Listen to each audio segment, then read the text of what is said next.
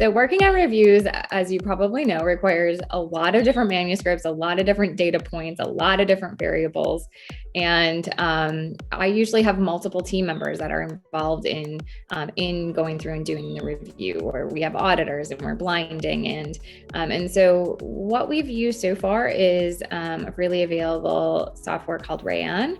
That software then can be blinded to myself, or I can blind other people. They can go in and do the process and audit it individually. We then export to Excel in a shared Google Drive, thinking about different variables. So we're not maybe as technical for that piece, but we haven't really needed to be at this point in time for some of our reviews that we do.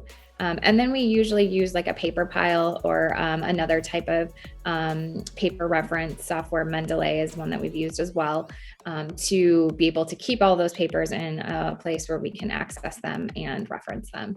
When I started, I think the first systematic review that I did, we used Excel and for screening, and it was so messy and so prone to like human error. I'm like, oh, did I include it in the right column or in the row or whatever? And so Covidence helped, and that was our way to automate the process. We did use Covidence as sort of a workflow managing system for capturing initial titles turned out by our search string and allowing us to screen the abstracts to see if it's worthwhile to look at the full text, and then to evaluate the full text to see if it's got the variables in the right configuration so that we should actually include them in the review.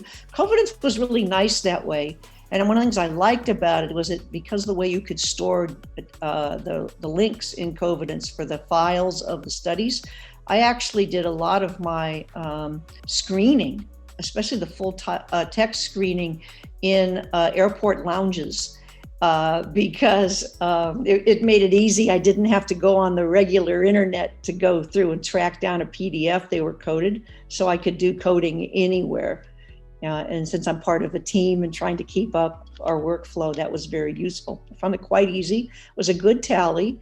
One of the things that was also nice was that sometimes we changed the category of things that we screened out, we screened back in later when we understood, oh no, maybe there's more to what that study was about. And it made it easy to do these movements through and not lose track of things. I found that really convenient. We use a systematic machine learning platform to do some part of this process.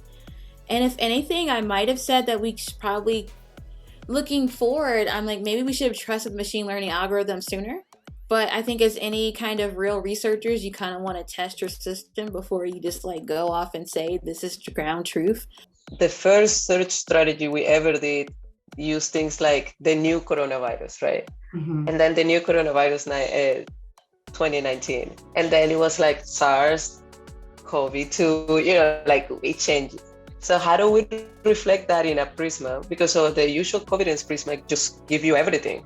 But in the the Prisma that we would have for a living review to keep track of all the changes will need to be automated in a different way, which I think the current tools that we have don't capture all the nuances and all the weekly searches and screening and all. Because I feel like systematic reviews are growing and are being used for many different areas and a combination of areas too. Like, so now we see things like nutrition and agriculture, food systems, things like that. So I think there is need and room to all these changes and improvements to communicate more with every side of the evidence generation pathway. So like the distributors of information or vendors, developers, researchers, policymakers, everyone involved to sort of like improve the way we're doing things, because I think we're going to continue doing them, working on reviews and evidence synthesis for a long time.